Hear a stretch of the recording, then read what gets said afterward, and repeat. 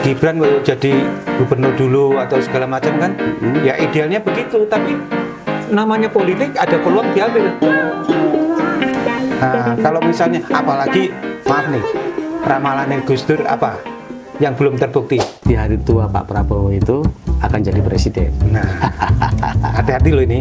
PDIP kalau masih arogan terhadap teman-teman sesama partai yang dulu mendukung Ganjar, semua mendukung Ganjar, tapi perlakuan elit-elit PDIP arogan seperti itu, terhadap relawan juga arogan, tidak mengakui, gitu. Bahaya, PDIP bisa jeblok, Ganjar yang menjadi korban.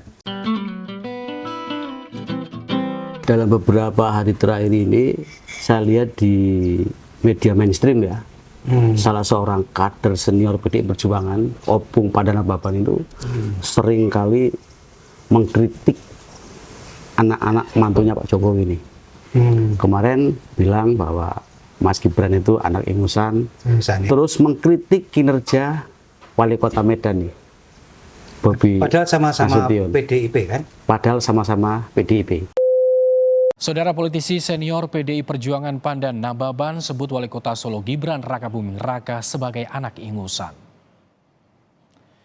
Kalimat dari Pandan Nababan ini saudara dimaksudkan pada sosok Gibran yang dinilai belum pantas jika maju di pemilu presiden 2024. Pernyataan Pandan Nababan ini diungkapkan dalam sebuah acara diskusi politik yang membahas putusan Mahkamah Konstitusi tentang batas usia presiden di bawah 40 tahun.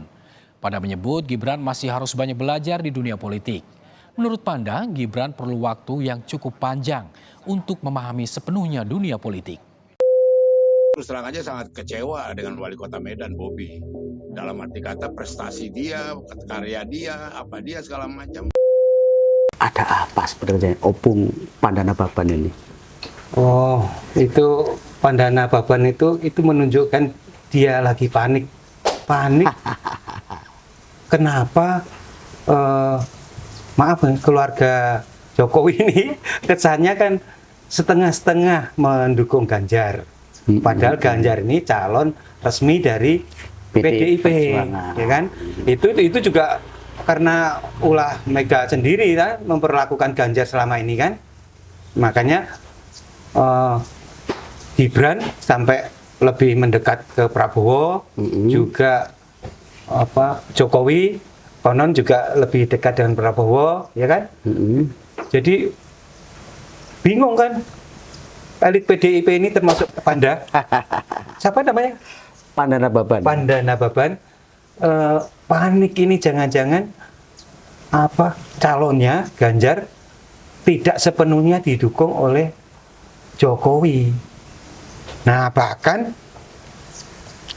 Gibran sudah dilirik oleh Prabowo kan, misalnya kalau misalnya lolos MK, Gibran menjadi wakilnya Prabowo. Nah, musuh lawannya Ganjar sangat berat itu. Kalau misalnya Ganjar pasangannya dengan AHY melawan Prabowo dengan Gibran, bisa keok itu Ganjar. Iya. Tapi memungkinkan ya Gibran ini jadi wapresnya Pak Prabowo? Sangat mungkin, sesuai gugatan MK itu loh. Nah, kalau misalnya ada yang bilang Gibran jadi gubernur dulu atau segala macam kan, ya idealnya begitu. Tapi namanya politik ada peluang diambil. Nah, kalau misalnya apalagi maaf nih, ramalannya Gus Dur apa yang belum terbukti? Di hari tua Pak Prabowo itu akan jadi presiden. Nah, hati-hati loh ini.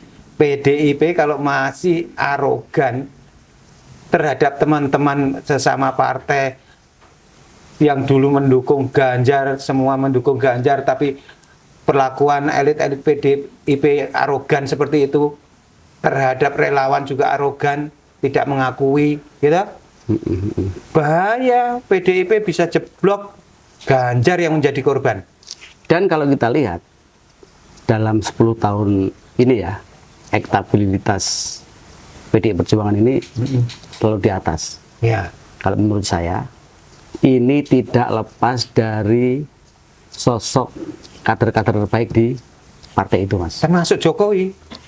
Pak Jokowi, ada Iya. Mas Ganjar Pranowo, Iya. ada Bu Risma, termasuk Mas Gibran Rakabuming Raka, Iya. Wali Kota Solo. Iya. Ini menambah kekuatan, menaikkan elektabilitas PDI Perjuangan. Tapi kalau orang-orang ini dijauhi oleh PDI Perjuangan dan justru dihancurkan oleh PDI Perjuangan, ya bisa apa ya, bunuh diri, Mas ya. Iyalah, apa bisa-bisa nasib Demokrat menimpa PDIP. Jenengan kan dulu pernah saya dengar-dengar ya, di PDIP bahkan harus jadi caleg ya. Gimana? Ya, memang hampir satu periode pemilu itu saya menjadi wakil DPC PDI Perjuangan di Kabupaten Tangerang. Tinggi loh posisinya. Dan kalau kita lihat memang PDI Perjuangan ini menjadi salah satu partai pelopor lah, partai yang apa ya, memiliki banyak fasilitas untuk membentuk kader-kader agar menjadi kader-kader yang tangguh. Contoh, sekolah partai, kaderisasi dari mulai tingkat pratama sampai tingkat utama. Oh, ada tak gitu? Ada. Jadi kalau kita ini mau jadi DPRD, ini ya harus lulus pendidikan kader pratama PKP. Itu salah satu syaratnya di internal PDI Perjuangan. Tetapi ketika apa yang sudah dilakukan oleh partai politik justru dilanggar oleh Elit-elitnya. partai itu sendiri, ya akan menjadi tong kosong nyaring bunyinya. Elit-elit politik PDIP malah nggak simpati gitu ya. Sikapnya, pernyataannya blunder, bahkan terhadap kader PDIP-nya sendiri, ya, terhadap bukannya mendukung tapi malah jelek-jelekin keluar, itu apa itu? Kembali ke sosok Gibran Rakabuming Raka. Ini adalah sosok yang sangat dirindukan oleh kaum milenial terutama ya, yang ia memiliki banyak inovasi, orangnya kreatif, dan melihat persoalan di masyarakat itu benar-benar langsung turun ke bawah dan menyelesaikan persoalan itu tidak setengah-setengah. Plus berarti punya nilai plus jadi ya, punya daya pikat ya. Ya meskipun muda tetapi ya tadi layak untuk menjadi pemimpin nasional. Contoh ketika ia memboyong para pelaku UMKM ke tingkat internasional di negara yang disebut sebagai pusat model dunia. Ini kan luar biasa. Solo sekarang berubah bener ya. Itu perayaan hari agama semua dapat tempat gitu. Lampion yang ini ganti, Idul Fitri ganti, yang Buddha ganti, ya kan? Apa semua agama artinya diakomodir mendapat tempat.